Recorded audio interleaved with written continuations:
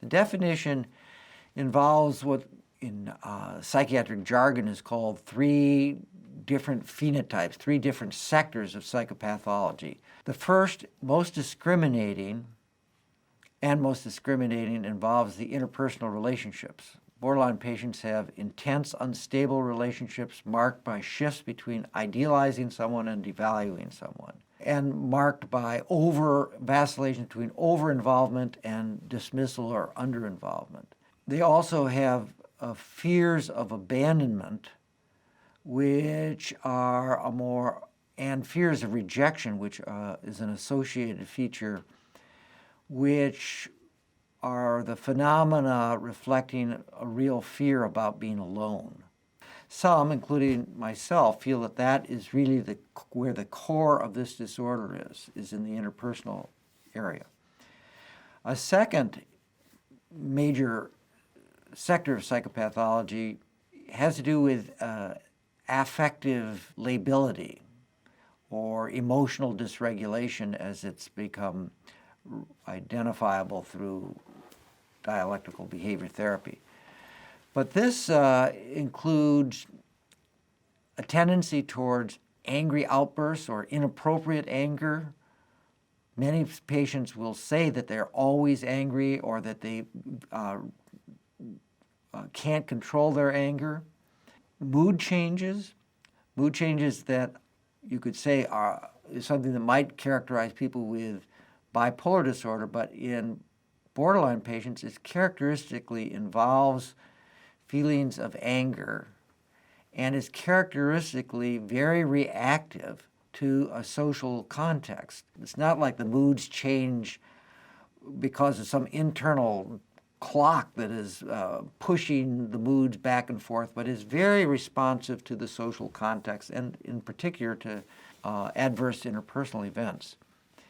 And a third part of that affective picture is emptiness. Not all borderline patients will describe it. Those who do describe it, it seems in listening to life histories as if it's something that developed as a result of a long-standing sense of being neglected, so that there's an inner emptiness like a hungry child who has not been fed enough. The third sector of psychopathology belongs to the behavioral problems. And here, deliberate self-harm, recurrent suicidal ideation and/or acts is sort of the signal symptom of borderline personality disorder. Borderline patients often do hurt themselves and hurt themselves repeatedly. The more they do that, the more apt they are to be suicidal.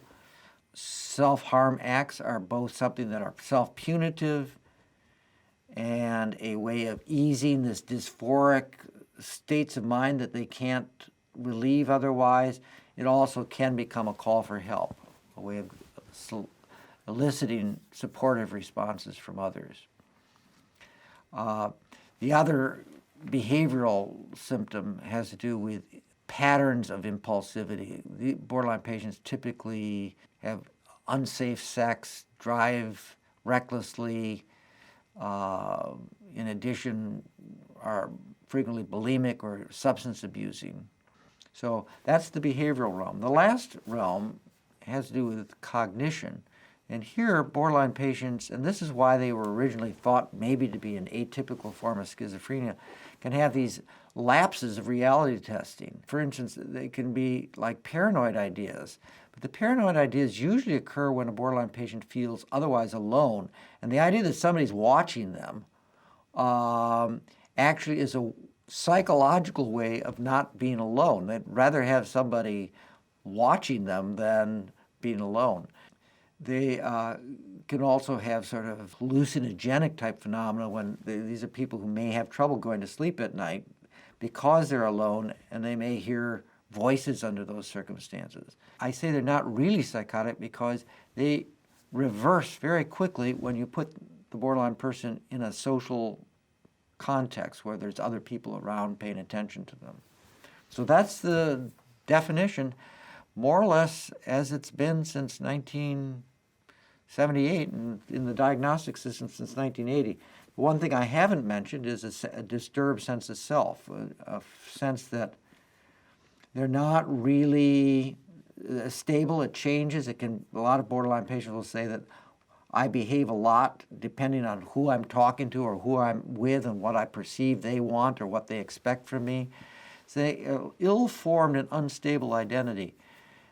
There's an argument could be built that that is a sort of blanket problem and everything else is subsumed within that. And that's what one of the pioneers in this area, Otto Kernberg, would suggest. And I think that's a viable way to look at it.